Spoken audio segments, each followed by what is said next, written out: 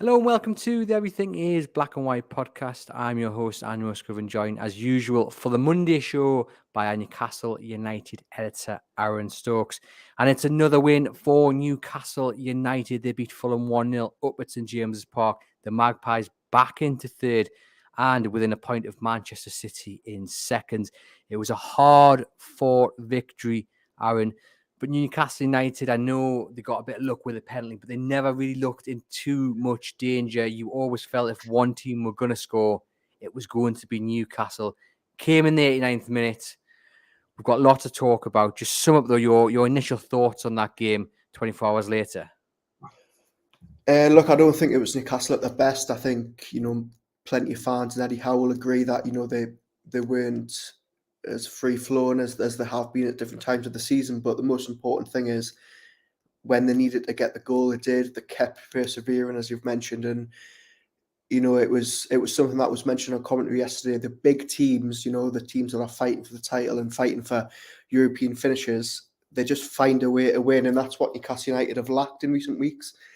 They lacked it against Leeds. They lacked it to a lesser extent against Arsenal, certainly against Sheffield Wednesday. But yesterday it was good to see that, they needed to be clinical towards the end, and they certainly were. I think there was so much to like about yesterday's performance. It really was, for me, a side that looks like a top Premier League side. You've got the foundations there. You can have a good set of players and you can have the best fans in the world, but you need a little bit more to be battling at the right end of the Premier League table. I know it's very early in this journey and there's a lot of the season to go, but we saw Newcastle keep going until the end. We then saw a really quick change in approach once they scored. It went from throwing everything at Fulham to try and get the win, and then for the last 6 minutes, that injury time, bedding in, sticking in, wasting a bit of time, which I really enjoyed. And we just saw them edge out Fulham in a way that the top teams do. And of course, they got the luck as well with the penalty, but top teams tend to have that rub of the green as well. Yeah, definitely. And I think the Newcastle of old probably would have lost that game. I thought Fulham did really well. I think they're good value for their position in the table. They don't look like they're a flash in the pan. And I thought, as I say, on another day, I think they would have probably walked away with 3 points. I think Newcastle got very, very lucky with the penalty incident, as I'm sure we'll go into more detail about. But as you say, it's very, very early in the journey. It's very, very early in the season. When you think about it, there's still obviously halfway to go. I think Newcastle's board, and certainly the fans were probably thinking that this would be the team in, 2 or 3 years down the line. As you say, the foundations are built, the solid defence, which looks like it's been playing together 3 or 4 years. But look, yeah, they've just proven, as they do every week, that, they aren't going to be a flash in the pan, and that, there's going to be a lot of teams hoping that they fall away. The likes of Spurs and Chelsea and Liverpool are going to be hoping that, this Newcastle run ends. But I think yesterday proved that, they are here for the long haul. And if any team, was going to throw away the top 4, it doesn't look like it's going to be Newcastle at this moment in time. No, 100%. And the fact it was a top 6 clash shows you just how well Fulham and Newcastle have done. And as you say there, and I thought Fulham were very good value. They are there in that battle for the top 6 out of merit. They're not there because other teams haven't performed. They deserve to be there. And they put in a really good shift yesterday. They came knowing they couldn't press Newcastle all through the game and knowing that Newcastle would probably dominate and have large possessions of the ball. And all that was lacking from them was really a bit of creativity and that clinical touch. But of course, from a Newcastle point of view, you would take that, and Newcastle capitalised right at the death. We say often on this podcast just how important the fans are, and we mentioned it after the Leicester quarter-final game. And again, yesterday, the fans were absolutely superb. Another great display from all flags with that Eddie Howe banner. And again, it kind of played out, didn't it? A bit like the Leicester game when Newcastle were on top. They didn't create as many chances as against Leicester, but they were on top. And Newcastle of old, the heads would have dropped. The fans, their heads would have dropped. But yet again, yesterday, the fans just getting behind them, urging them on. And I say it nearly every week, don't I? That cliche 12th man. It played a massive part yesterday, though. It did, and I know it is becoming your catchphrase, the 12th man catchphrase. But you're right, and you know, I don't think Newcastle fans will like hearing this, but earlier in the season, there was times, you know, I remember the Bournemouth game, I remember the Palace game when Newcastle were really, really struggling in front of goal, and that crowd sometimes can't turn on you. And one of my big fears after the Chef Wed game was that, you know, there was so much pressure riding on that Leicester game. If the first half didn't go the way that Newcastle fans wanted it, were the crowd going to get restless? Were the players, you know, going to sort of feed off that energy? But as you say, the crowd the last couple of games have been perfect. You know, yesterday was another example of that. There was a really, really good moment on social media where a fan actually admitted that he'd been doing the club, the stadium tour on Friday, and he'd seen the Eddie Howe war flag in the Leazers, and he kept it to himself. Didn't post it on social media because he wanted it to be a nice surprise for the supporters. Which obviously Eddie Howe's came out and said he was very, very thankful for that banner in the Leazers end. But yeah, a fantastic atmosphere again. And if Newcastle are going to stay in and around the top four at the end of the season, they need to keep St James's Park as a fortress. They need the fans on side. You know, yesterday, as Leicester was an example, that it isn't going to go your way all the time. Sometimes they're going to, you know, not be as clinical as fans want, but I think it's crucial that, as they did yesterday, you know, the supporters stick with them. 100%. And there's nothing better, is there, than that? Like that minute when the last minute, that feeling, sorry, when the last minute goal goes in, and especially when you've really earned it, but you've had to fight hard for it. Do you think, Aaron, when you have to get a win like that, when you've literally had to play until the final moments to get that win, does that sometimes matter more? Does that sometimes push you on to better things in the games coming up, because you haven't faced a team that's just rolled over? You haven't won 3 or 4-0. It hasn't been a walk in the park. You've had to work for it. Does that drive you on more than thrashing a team, 4 or 5-0? Definitely. I mean, you know, yesterday, had Isak not scored that goal in the 89th minute, you're looking at 3 consecutive draws. You're looking at Newcastle again failing to score at home. You're looking at, you know, another 2 points dropped against a team that you'd like to be beating at home. Newcastle aren't going to have it all their own way. You know, we've seen already this season that they can, you know, absolutely demolish teams. They demolished Fulham away from home, Brentford at home, Aston Villa. Teams like this, they're sticking 3 or 4 goals past. But yesterday was crucial of showing, you know, it was a test of Newcastle's mettle. It was a test that, yes, things haven't gone your way. They got very, very lucky with that penalty. And I think, as Howe touched on after the game, that actually spurred the team on. It spurred the crowd on when that Mitrovic decision was given. So I think, yes, I think you bang on. I think games like that are a massive test and are much more beneficial at the team than when you're sticking 4 or 5 past the team at the bottom end of the division and, you know, it's a cakewalk. So, look, you don't want games like that every week. You know, it'll have taken a lot of energy out the players yesterday, but look, it was very, very good to see them come through it in the final stages. So I just want to clarify, what kind of walk was it? Did you say there? Did you say it was a cake walk? Yeah. That's the first time I've ever heard that. Maybe we'll get that slogan on a t-shirt. A cakewalk. How interesting. We've got Tony here asking Aaron. He says, as much as he would love the Champions League football, the last time Newcastle were in the European competition, the domestic season was a struggle. And he says he hopes it doesn't repeat itself. Now, he's talking obviously about the Pardew years. And ironically enough, Newcastle on a run of 14 unbeaten in the league. And the last time that happened was under Alan Pardew from May 2011 to November 2011. What do you make of Tony's concerns there? It is interesting because Newcastle are so far ahead of where they expected to be at this point. There's questions over this window, whether do they move the plans for the summer window ahead and go for broke, essentially. You know, you'll be asking those same questions in the summer if they do qualify for Europe, because the games come thick and fast. What do you make of his concerns? Just before I answer that question, you've just had me doubting whether cakewalk was an actual saying. It's a term, is it? And it is true. It's an absurdly or surprisingly easy task. So every day is a school day and you've learned something new. So back to your question at hand. Look how happy you are that you smug so-and-so. You panicking there thinking that I'd really dropped the ball and you'd pulled us up on it. But back to the question.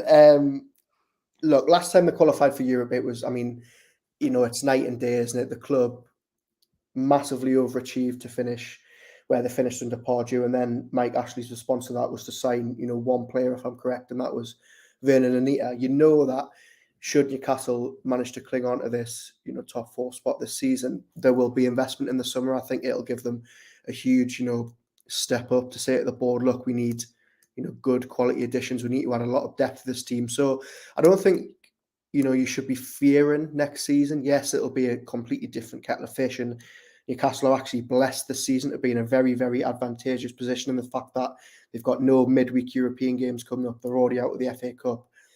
It would be a huge disappointment if they weren't to capitalise on that towards the end of the season. But, should we be sat here in 12 months' time and Newcastle are midway through a Champions League or a Europa League campaign, I think the squad will be dramatically improved. I think the type of player you can attract next season, goes through the roof. And I mean, we've already seen what they can do signing-wise without European football. So I don't think it's anything to fear qualifying for Europe and sort of the knock-on effects that would bring. I think you can trust that whatever happens, the right decisions will be made, or at least the intention to, fix any issues or concerns that come with European football will be done, because we've seen already in the window so far that they've got the right people in place to make sure that Newcastle and their future, the best decisions are made with the club at heart.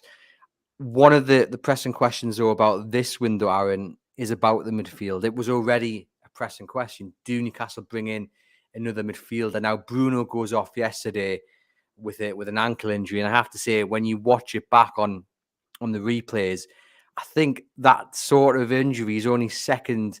I think it's probably the only other injury where someone goes to getting when you see a player getting hit in the crown jewels with a football. I think, because we all know how that ankle injury feels. We've all probably done it walking down the street or playing football ourselves. We know that is horrendously painful. Now, we don't know how long he's going to be out for. The fact he tried to play on and then he left, he had to go off, and then he left the stadium in a protective boot, suggests it's probably going to be, a couple of weeks maybe. That's just me guessing. We haven't heard anything at the moment. Do Newcastle in the next week or so need to go out and try and sign another midfielder, especially now Bruno looks like he'll be missing maybe for the next couple of games? Look, I think even before Bruno's injury yesterday, it was crucial that they signed a midfielder. I know that you've been banging the drum for a striker, but for me, the focus this month needs to be just adding 1 or 2 more bodies in the middle of the park. And I think Bruno's injury only sort of speeds up that process. I know, we were talking off camera that,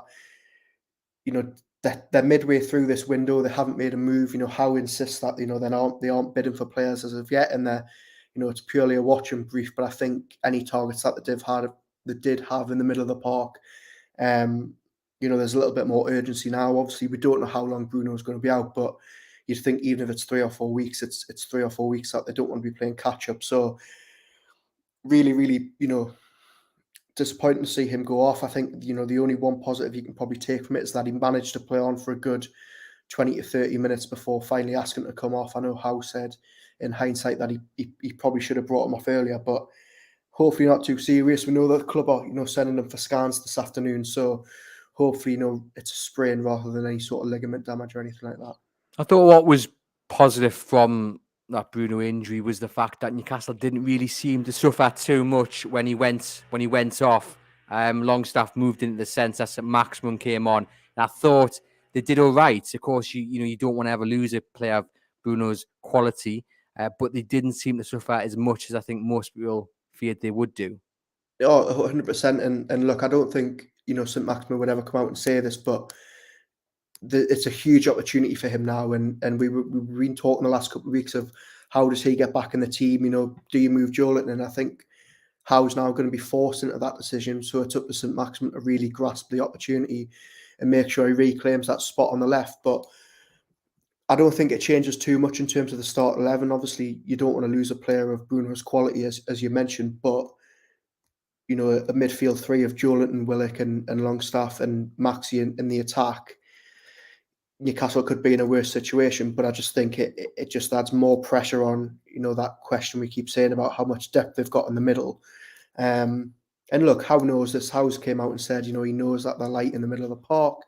And, no doubt they are looking already. They were already looking for someone in the middle. I know that a lot of the rumours that Newcastle have been linked with at the middle are all, they all seem to be central midfielders. You've got Maddison, Tielemans, Ruben Neves, Milinkovic-Savic. So I think, as I said, it just speeds up this process, and I wouldn't be surprised if they made the move earlier, as soon as they know, how long Bruno's going to be out for. You've got Elliot Anderson as well, also suffering.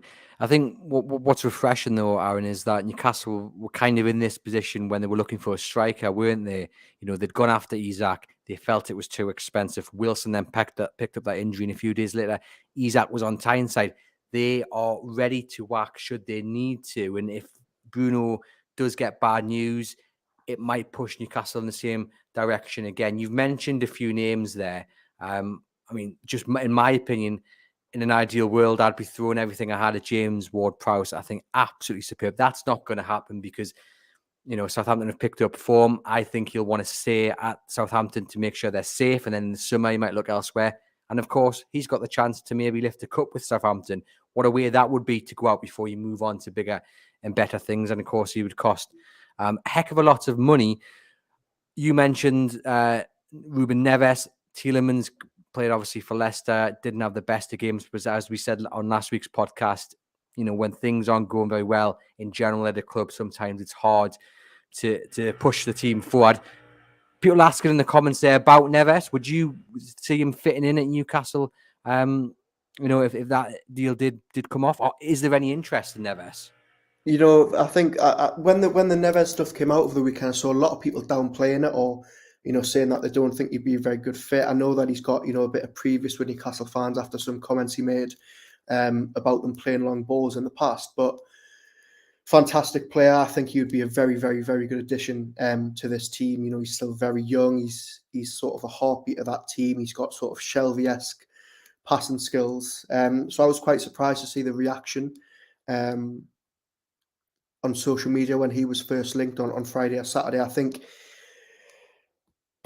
you look at the other options. I think Tielemans, yes, didn't have a good game against Newcastle, but he'd be a fantastic signing. I think maybe that's one they do in the summer if they can get it, done on a pre-contract. It would be interesting to see whether Leicester are ready to sell at this moment in time, given their current position. And then I think, the other name I mentioned, Milinkovic-Savic, a lot of talk about him potentially coming from Lazio. I think one thing I'll say on that is, when I worked for the national newspapers and covered all clubs rather than Newcastle, he was a name that came up every transfer window. It was Manchester United are in for him and Chelsea are in for him, and then the next window it was Arsenal. So I think I'd have a bit of caution on that one. It sounds a bit like agent talk, especially when you consider that Lazio are probably going to want 50 or 60 million for his signing. I don't think that's sort of an outlay Newcastle are going to be, doing too much of this window. So Neves is probably the one that makes sense. Should Wolves, look to sell him, you'd probably be able to get him for around 30 million, which I think represents, good business in this market. So, they've got options. We've named 4 or 5 there. I'm sure behind the scenes, they're working on a couple more as well. So interesting to see which type of player they go for later this month. 100%, and we've got a dedicated Transfer Live blog on chroniclelive.co.uk, so head over to that. I do apologise if you can hear the drilling in the background. It's very loud here because it's literally under my seat. I'm hoping you guys can't hear it at all, whether you're listening or watching. We will persevere. Dale says it's nice for a change to have owners who are proactive rather than reactive. How many times in the Ashley era did we scrimped by with what we had? Personally, he would like to see Tielemans. Tielemans is a name that a lot of people are mentioning. All the names mentioned, Aaron, it shows you the quality. And this is kind of Bruno's fault as well. It shows you the level, the bar that's been set, because you can't go out and replace a man like Bruno with someone who isn't as good as Bruno, and Bruno is very good. Yeah, look, I don't think you're ever going to, as Howe likes to say, you're probably not going to find a whole lot of Brunos available in this window, but you only have to look at the business that these, the board have done in the last 12 months to see that they've clearly got a very, very good scouting network out there for them to have hardly put a foot wrong in their first sort of 15 months in charge. So whatever they do this month, I think, the fans will back it. And I think you've got to put a lot of faith in them, but I think fans will. What kind of central midfielder do they want? Do they go for someone who plays the same way as Bruno? Or did they go for someone a little bit different? I mean, Alan Shearer's analysis of Sean Longstaff yesterday on Match of the Day was quite interesting. Just add goals and he'd be a very good Premier League midfielder was the gist of it. So does that mean that's what Newcastle might try and do? Just, Longstaff, bit of shooting practice. He had a couple of chances yesterday. He's getting more advanced in the positions, but then of course he drops into the centre, doesn't he? And then we didn't see that from him in the second half because he was playing as a deeper and a more central midfielder. What do you do with trying to replace Bruno if he is indeed out for a few games? It's interesting because there's two ways to look at it, because obviously we know they were very, very interested in James Maddison in the summer, who is obviously predominantly a 10 but can also play out wide. Obviously, the club are probably thinking Maddison's too expensive for this month. Then you look at the other side of it and you think, well, do they have someone who can sit and play sort of a defensive midfielder, sort of the role that Shelvey's been playing when he's fit? Because we know that Bruno obviously sort of relishes playing further up the field. It's an interesting one. Then you've got someone like Longstaff and Joelinton who cover so much ground. So you've got a couple of options, really. It depends what the club want. I think at the start of the season, my preference would have been a 10. Willock, is seemingly doing that role better than we thought he would 6 months ago. He's sort of cemented his place in the team, which makes me think maybe you look at a defensive midfielder who's just going to sit in front of that back four and sweep things up, and who can also have that sort of range of passing, which is probably where Neves comes in. So a lot of options. It's not a bad position for them to be in. I think you can probably look at any of those three positions in the midfield and say that Newcastle could probably benefit from it. But if you're asking me now, I think I would probably take someone who probably sits at the base of the midfield and sweeps things up. And has that changed, your answer there? Has that changed because of the threat Bruno might be out for a little while? Or is that always been your answer when it comes to a midfield addition? I think that's been my answer for the last couple of months. Ever since really Shelvey's been out the team, I think that's where they've needed to strengthen, because, yes, Shelvey has his faults and he isn't always, on his game, but when he does, he plays that sort of sitting role really, really well. And look, even when Shelvey comes back to fitness, we don't know sort of how long he's got left at Newcastle in terms of his long-term future. So I think signing a young sort of up-and-coming defensive midfielder is probably on the radar, whether it's this month or certainly in the summer. I don't think Bruno's injury really changes that in terms of my thinking for this month. I mean, Neil Jackson, he's not greedy. He just wants both Tielemans and Neves. I mean, they would both be great additions to the squad, but I think one might be all Newcastle manage this January, but we will see. Let's talk a bit about the game then, Aaron. We've mentioned about how Newcastle stuck in, and I mentioned that game management, and I really want to just take a few moments to talk about the game management, because I absolutely loved the way they saw out this game. There was 3 or 4 instances in the final 5 or 6 minutes with the injury time that's gone up, where they knew exactly what they were doing. And if you're the opposition, you'd be so frustrated. You could see Marco Silva on the touchline losing his head because, I mean, for instance, Jacob Murphy goes down. He's hopping around. They say, go down. He goes down holding the hamstring. And then there's about 4 or 5 minutes where he's getting treatments. And then you can see Newcastle ready in a sub. The play then continues. The ball then goes out. Then they make the sub. And you can see Marco Silva. By the time the sub is made, he's just gone, I just can't be bothered with it. And I just think it was just genius. Like, that's what the top clubs can do. They know how to see out games. And the way they switched it, as we said earlier in the show, from throwing everything at it to then digging in was really impressive. You had Jacob Murphy doing a bit of a 2-step on the touchline when he was trying to pick the ball up for a late throw-in, which again was just a little bit of a play to run down the clock, and it all adds up to Newcastle getting those 3 points. It does sometimes backfire, of course, like it did against Liverpool, but I think this Newcastle United side, even in comparison to the side that play against Liverpool, I think they've grown, I think they've matured, and they now know exactly how to see out a game like they did yesterday. I mean, we had Dan Burn holding the ball above 2 Fulham players as it was a Fulham free kick, and the Fulham players trying to jump up and get it, and Dan Burn's holding up. Again, just wastes a minute or so, but it all counts towards getting over the line. I thought, honestly, yesterday, their game management, absolutely superb.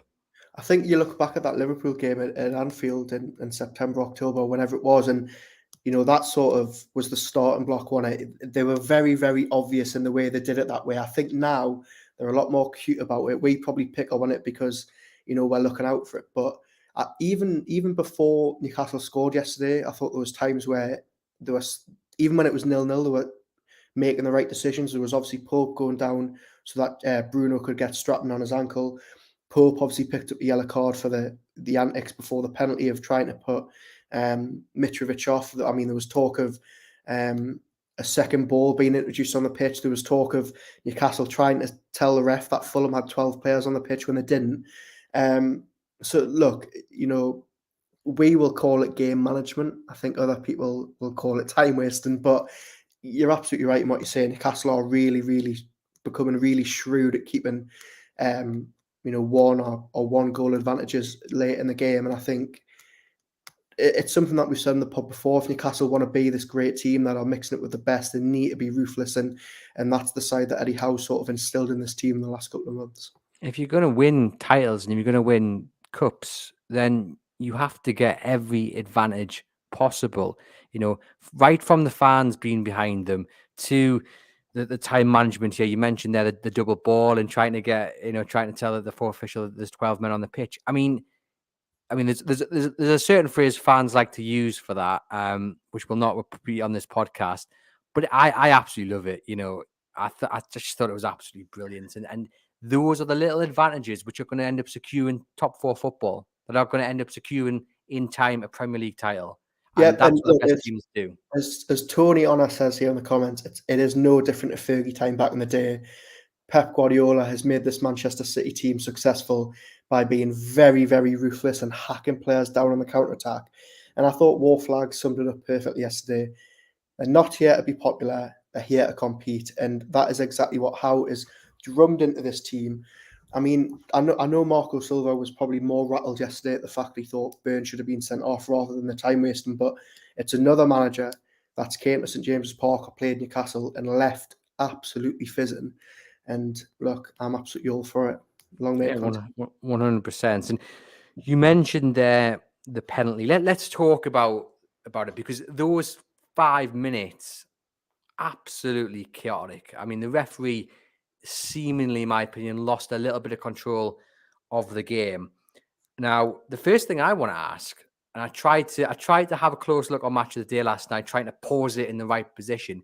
I want to know whether VAR had a look at Pereira for a handball, for the initial challenge that Dan Burn brought him down, because from where I was sat in the stadium, I thought he controlled it with his hand. And if he does, then it's irrelevant what Dan Burn did. It's irrelevant what Kieran Trippier, didn't do, actually, when you look at the replay. Mm-hmm. And I want to know whether VAR had a look at that, because for me, it looked like a handball. I don't know what you thought, what guys in the comments thought, but for me, it looked like a handball, and I'd be intrigued to know what VAR did or didn't look at.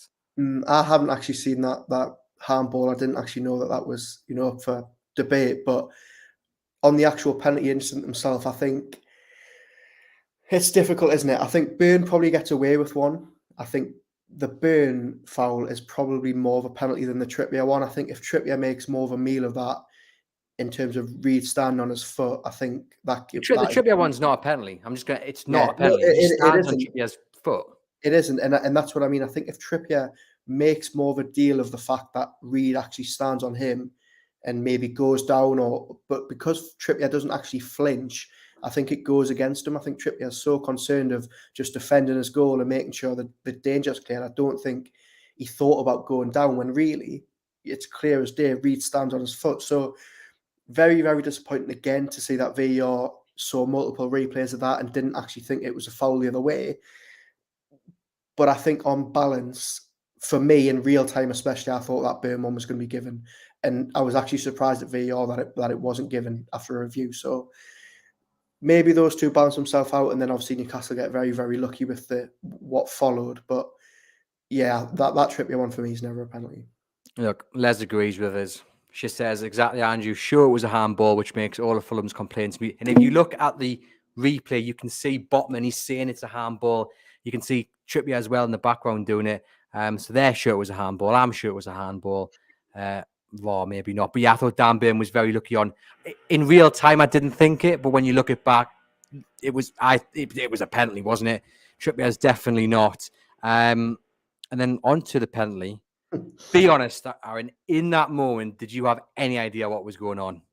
If I'm completely honest, I expected it to be retaken because obviously, I mean, I've never seen a case of that where it's hit someone's foot twice. I honestly thought it was going to be another spot kick. So to then see him give a free kick the other way was sort of a bit of relief / confusion, but never seen anything like that.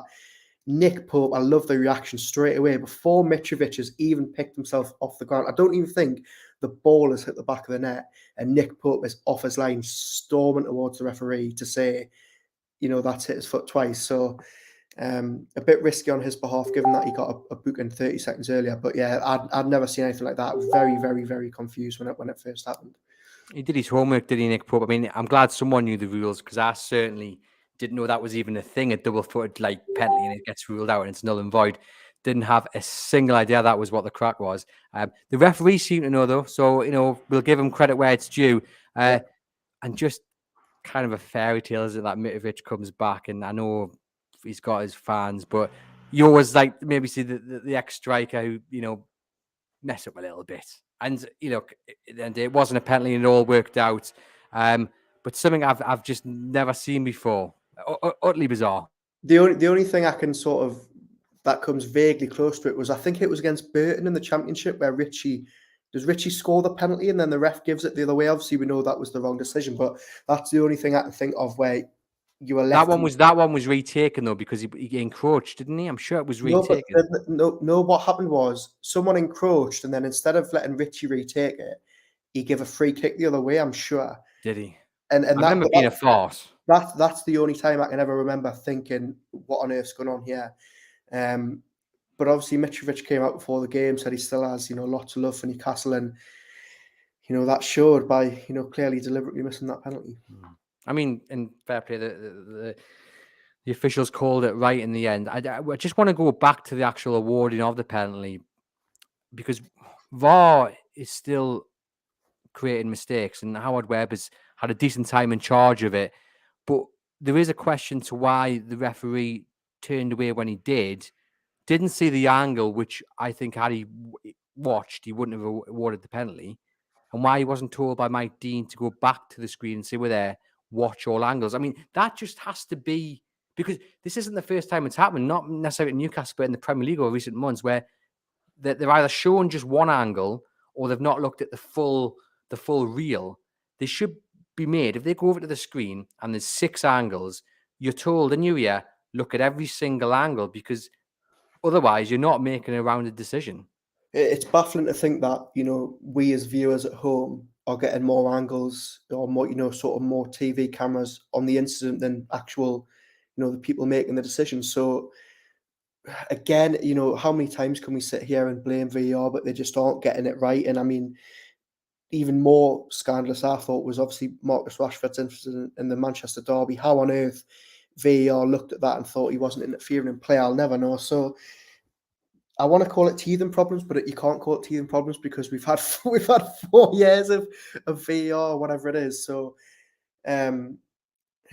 it beggars belief. And Rio Ferdinand after the Manchester derby came out and said they all balance each other out, but it's all well and good saying that over a season, but in games like yesterday, if Newcastle had lost that game, they would have been absolutely, robbed. So it's not teething problems. It's incompetence. Yes, it's not the right people in charge of VR. You've had countless pundits say it.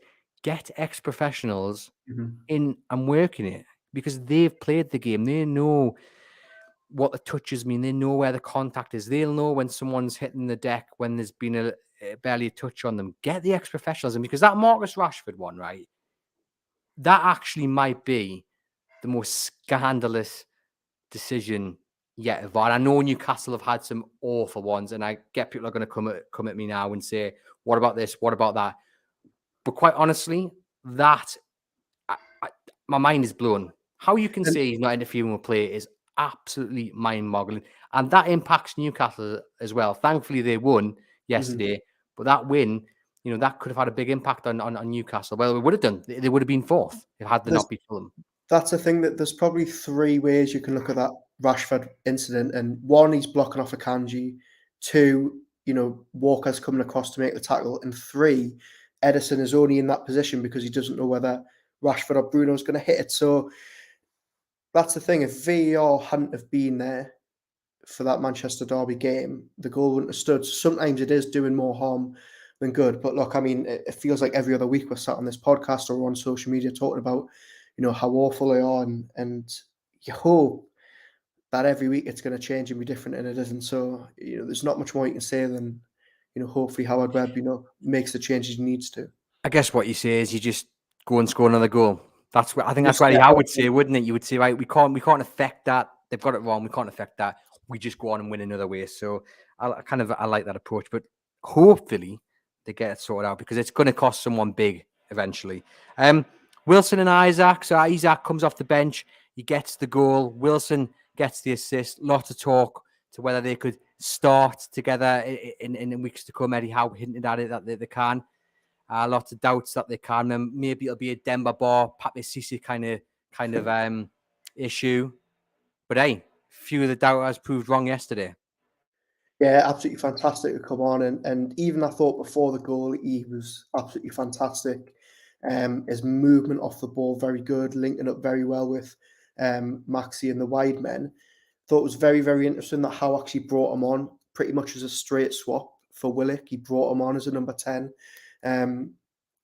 which he seemed to play very, very well in. I don't know if that's another option that they may be going to try. I think it still doesn't look to me that Howe's going to change that 4-3-3. I can't see him changing to two up top to accommodate them. And I know that, people will be in the comments saying, well, Wilson probably won't stay fit and we need to get Isak to run a game. So I thought it was just very, very positive to see him come off the bench, make the impact as he did, right place, right time.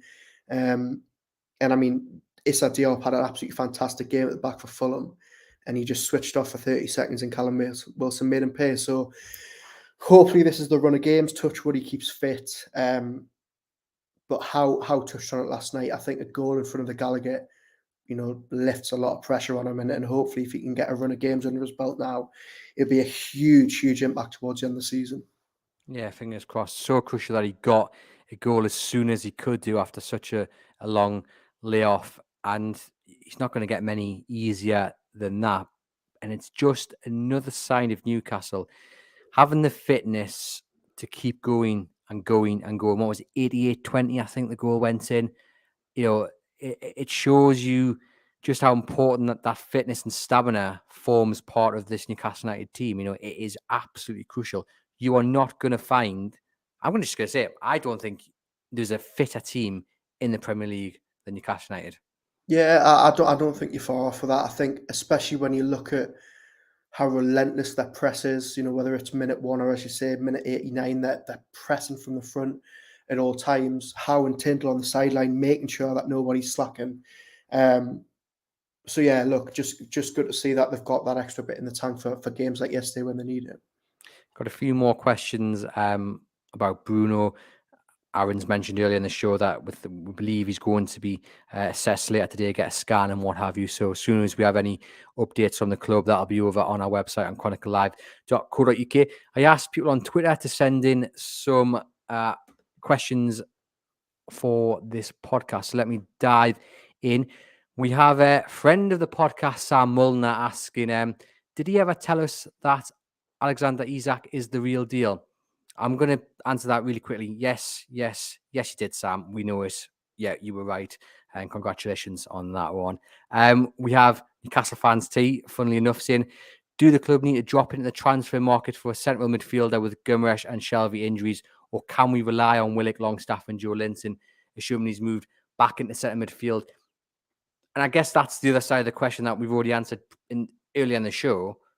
Can they afford to get to the end of this window into February and not bring in a centre midfielder? No, I don't think it's a question of whether you can rely on those three. I think we all know you can as a starting, 3 midfield. It's close to perfect, and it's probably, the 3 you'd go for with no Bruno. But I think, as we touched on earlier, even before Bruno's injury yesterday, even before Anderson's knock. I think even potentially before, well, maybe before Shelby even picked up the injury, I think there was always going to be a midfielder on the cards, and I think hugely surprised if they don't go for one now. I think all the points are leading towards that being their focus now. So you can rely on those three midfielders as a starting three, but you need more in behind them, and you need another option off the bench. We've got another question on Twitter from the Crypto Apes. That's an interesting handle there. He asks, or she asks, what is the exact situation with financial fair play over this window? Now, we've seen Chelsea splash cash like there's no tomorrow. I know you've got a piece, Aaron, coming up on the website later on. What do you think's happening with the financial fair play? Is that having an impact on what Newcastle can do this January? Do you think Eddie Howe has referenced it previously? He's very aware about financial fair play, as you expect to be. He's very clued up on the situation. What's your understanding? Yeah, look, Eddie Howe's came out and made no bones about the fact that they are taking FFP into consideration, and I know it's a three letters that fans don't want to hear about. They're always moaning about FFP this and FFP this, and Chelsea do look, like they're sort of forgetting it exists. It's partly, the Blues are getting away with it because of how they're structuring deals. I mean, this Mudryk deal that they're close to paying 100 million for, they're paying over something ridiculous like 6 or 7 windows of 10 million a pop. They're structuring deals very cleverly. Got to remember that Newcastle have spent 200 million in the last 12 months. They've brought out, they've spent a huge outlay without much commercial revenue, to sort of fall back on. And Amanda Staveley's been clear, in public and behind the scenes, that they want money left over for future windows. They don't see this as a window where they need to make sweeping changes to the team or the squad as they did 12 months ago. It's about making sure they don't overspend and, be stung in the summer when they really do need to add depth. So I think that is, the crux of why, Howe is making so much of FFP and not wanting to break the rules or bend the rules. Chelsea are potentially being smart with it. I can see them letting a lot of players go in the summer to balance the books as well. So, it's probably not the answer fans want, but I think that's as close to reality as it is. It's interesting with Chelsea. They're buying players, a lot of expensive players in positions where they're not exactly short of players as it is. So, for instance, the Ukrainian chaps come in. What happens to Conor Gallagher then? Could Newcastle maybe move for Conor Gallagher? Because we know Newcastle have looked at him previously. They've done their homework on him. If suddenly Chelsea need to start moving bodies out, then that might work for everybody. Could massively benefit Newcastle. Obviously, we saw in the summer how keen they were on 3 or 4 Chelsea's players. I know Pulisic has obviously suffered an injury, and so has Broja. So they're probably off the table for this month. But Conor Gallagher is a player who it would definitely be attracting interest. I know that Crystal Palace are certainly looking to make a move for him. So certainly opportunity to try and poach Chelsea. I can't understand the scattergun approach. I mean, they've signed Mudryk, who he's played 46 games in Ukraine. He scored 12 goals. They've paid £100 million for him, in a position where they've already got Havertz and Sterling and Aubameyang. And I'll explain the scattergun approach for you. Right? Very simple. Mm-hmm. Newcastle United. Yeah, they're running scared. Rattled, absolutely rattled, Aaron. That's what it is, mate. Todd Bowley's seen that 1-0 at St James Park earlier in the season and thought, we can't be having this. We need to get the checkbook out. But yeah, I think Newcastle's approach, it's a bit more boring. It's a bit more quiet. It's a bit more maybe thought process behind it. But I think in the long run, it'll work out better for them. And I don't think, what Chelsea are doing now and spending all this money on players that they seemingly don't need is, I think, what a lot of pundits and fans thought Newcastle would be like when the takeover happened, and it's just proven to be the opposite. So I've got absolutely no issue with Newcastle taking their time and being a bit more composed on the market, because their track record speaks for itself, and we've seen what they've done in the last 12 months. They can't really be doubted on what they've done in the past. Yeah, the recruitment's been brilliant. But I'll tell you what I do have an issue with. Over this weekend, there's been so much discussion about, can Spurs still finish in the top 4? Yeah, when I see these pundits talking about Newcastle don't seem really to be mentioned. It's like before the Arsenal Spurs game, it was Arsenal have a chance to go 8 points ahead of whatever it was above Manchester City, and then X amount of points above Manchester United. And it's like, whoa, we're there. Man United are fourth. Newcastle are fifth. And I guess in many ways, it's a good thing. Newcastle can just go under the radar, keep winning games, and just start surprising people. But I do also think we are past the stage now where people can actually look at Spurs and think the conversation is between Manchester City, Manchester United, Spurs, Chelsea, Liverpool, because the performance of Chelsea and Liverpool, they're not even in the picture. If I was a Fulham fan, I'd be more insulted.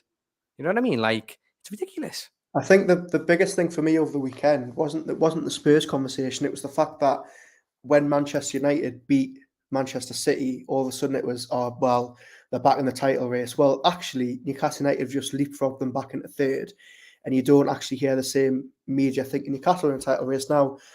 They probably aren't, if I'm being completely honest, but it would be nice to be included in the conversation. But I would agree with you. I think the positive of that is they just quietly get along with their business. They sneak, as you say, under the radar. But when you look at the cold hard facts of it, best defence in the league, only lost once to a 98th minute goal at Anfield. They've taken points off every other team around them in the Big Six. You can't deny the fact that they're here to stay, at least for the next couple of months. So, how long it takes the media and the rest of the fan bases to wake up, I'm not sure. But, I don't think Eddie Howe's wasting too much sleep over that. I think he's just happy to kick on and keep on picking up points every other week. Definitely is. And he was asked, wasn't he, after the game about whether Newcastle are in a title race, and he said, I haven't seen anything. I've just been concentrating kind of on what we're doing today. I want to ask you about potential players of the season, Aaron. There was a tweet yesterday from NUFC 1980 to 1994, and he quote tweeted Fabian Schär and said player of the season. And I just felt, I'm not going to argue with him, but the fact you could say that about several players just shows you how well Newcastle United have done so far. I think you could probably say about 8 or 9 of the starting 11. You could realistically throw their name in the hat, and I think, look, the standouts are going to be Miggy if he can keep this form up. Botman is obviously, he fitted in like a glove straight away. Pope, you can't knock those stats. Joelinton, Bruno, Longstaff is sneaking under the radar for, slow and steady every week. Willock is, probably enjoying his best run of form in this Newcastle team, other than when he scored 7 and 7. So you could honestly, put a lot of them in. For me at the minute, if he keeps up his score and run, it's Miggy. If he drops off, I think you're looking at Botman or Joelinton. But Schär, haven't you mentioned Schär? Haven't you mentioned Burn or Trippier? You could honestly, you could throw any single one of them in there, and I don't think I would complain. So they're absolutely spoilt for choice at the minute.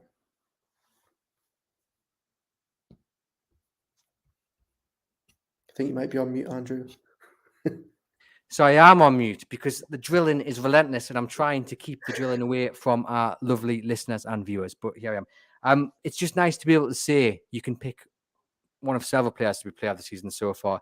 And it was interesting yesterday. I was speaking to a group of fans and asked them their score prediction, and they said 2-0 and 3-1. They were all for Newcastle winning. And I said, name me your first goal scorer. And I got, everyone was different. Miggy's going to score first. Wilson's going to score first. And all of it's realistic. And it was just nice to be in a room of positivity. This is what is going around Newcastle. And we've mentioned it before, but it's such an important asset to be on a wave of positivity. And I think we all thought it would end at some point. They would go on a losing streak of 2 or 3, whatever. When's it going to end? I don't want it to end, but when is it going to end? Still, every single game I go into it thinking, there's a little bit of doubt here that this is when the run ends, and there's always a little part of me that turns to Kieran at the games and said, look, I think today is the day that actually the run comes to an end. And I mean, look, Eddie Howe, since he got over that little blip, I mentioned it last week, but ever since that Cambridge defeat, he hasn't actually tasted, a run of form where you think, or he's under pressure. And that's going to be fascinating to see how he deals with that when it eventually comes. But at this moment in time, you just can't see, where on earth it's going to come from. I'm getting blinded by the sun now as well. I mean, I woke up to several inches of snow, and now I'm getting blinded by the. That's why you can see hat hair, because I had to wear a hat getting in the way. I had to dig myself out of my driveway to get to work for this podcast. Can you hear this drilling? You've got hat hair. You're on mute. You've got drilling, and you're blinded by the sun. It just honestly, and still, do you know, Aaron, we're putting out a fantastic episode. Look, you cannot fault it. I just want to finish off by asking a question.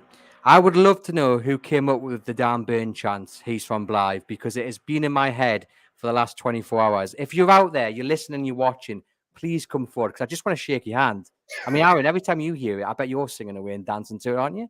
I think after the Leicester game, it was probably the only thing that was running through my head for about 48 hours. I was making a cup of tea in the kitchen, singing that he's from Blythe. I was honestly, absolutely, it's one of the best. You know what it is? It's only 2 lines, but it's one of the best chants we've had in years. So whoever wants to own up and take credit for it, I think we need to start a fan club on the podcast for him as well.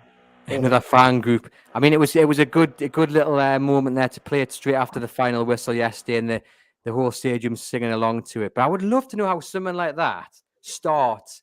Someone in the pub says, "Oh, this will fit," and then suddenly, like, every Newcastle United fan knows it within a week or two. I mean, I don't know. It must be a huge claim to fame, and if it was me, it would be going straight on the CV if I was creative enough to create something like that. I mean, fantastic. You're very creative, and it's great to hear it at games. I'm sure Dan Burn absolutely loves hearing it. I'm going to finish on this question then from John Askew. And he says, the Bruno injury situation might confirm or otherwise how shallow the squad is. Perhaps it's an opportunity for a fringe player to come in and really show their worth. Now, my question here is, which fringe player? Because I think that actually sums up how shallow they are in midfield, because they haven't really got anyone to come in and replace him. I think it's a massive setback to hear that Anderson's picked up a knock, because I think he's the only one you could think, right, okay, he could sort of fit in that role and sort of take Bruno's place. Obviously, I'm not saying he's technically as good as Bruno, but I think it would be a good run to have him in the team. Just can't seem to shake these niggling injuries that he's been having the last couple of months, which is a real shame. Behind Anderson, you're looking at one of the under 21s who, aren't doing too well, in their own sort of Premier League too. We know that, the likes of Lewis Miley and Jay Turner-Cook, but Howe's sort of been reluctant to give them too many first team minutes. So I think, John's right there. It probably does highlight, how shallow that squad is, that we can't really pick off the top of our head 1 or 2 names that would fill that role, instantly. Down to injuries a little bit as well. I mean, because Shelby would fit straight in there. Darren Lee says first team squad needs at least 2 new faces this window. Les agrees with Darren. We've got Umar. He's a big fan. He wants Mikel Merino back, who's actually up for, is it the FIFA 2023 Player of the Year? I think Kieran Trippier is also nominated. And I was looking through, and Mikel Merino is also in there. We all know about him. I mean, he would be a fantastic addition. And again, probably in that kind of category where you expect Newcastle to aim for in terms of quality and ability. Yeah, quality, ability, the age range, the fact that he knows the club, the fact that he knows Alexander Isak. I think I would love Alex to play agent this month and get him back. I know, there was talk that he didn't really settle in Newcastle, and he's clearly more at home in La Liga, but I don't think you can deny the talent, and it would be a very, very interesting signing. It's amazing what a bit of success can do, though. When a team is winning, I'm sure you might settle a little bit quicker and a little bit easier. Very true. But it's not easy being a professional footballer, is it? Well, this has been the Everything is Black and White podcast. Please head over to chroniclelive.co.uk to keep up to date with all the latest Newcastle United news, including a dedicated Transfer Live blog. I was going to sign off there, but actually, Aaron, I don't think we've had a podcast since the League Cup draw, have we? I don't think we have. Haven't. The last podcast we did was the afternoon of the draw. We're waiting give me your thoughts on that cup draw just quickly then. Well, I did tell you Southampton were going to beat Man City, and you doubted me. But look, I had. Did you? I'm going to have to go back and rewind that. Was it on a podcast? I'm not sure if we were recording at the time. There we have it. There you go, ladies and gents. A little bit have a look behind the curtain. He says things when it's not recording. Aye. No, but look, in all seriousness, fantastic draw. I mean, fantastic for Southampton to beat City. Yes, they're picking up a bit of form. Nathan Jones seems to be getting a tune out of them finally, but I think over 2 legs, you would fancy them. And look, that atmosphere, fantastic to get the away games, the home game second. Fantastic that it's going to be at St James's Park when it really matters. So fingers crossed they can just overcome this last hurdle, and it's all eyes on Wembley. Of course, on transfer deadline day as well. So it's going to be a busy day for us, but we're looking forward to this cup tie. And obviously we'll have an episode looking ahead to it later in the month. But now I am going to sign off. So do head over to chroniclelive.co.uk. Do hit subscribe on YouTube. Do hit the follow button if you're listening on the podcast channel. We do appreciate you tuning in. Leave us a rating and review as well. Just helps us get the episodes out to a wider audience past the pod amongst your Newcastle supporting friends and family as well. And make sure you visit the dedicated Transfer Live blog, where we bring you all the latest hard news, transfer rumours, gossip, opinion, analysis of everything Newcastle United. Head over to the website. Thank you very much for tuning in.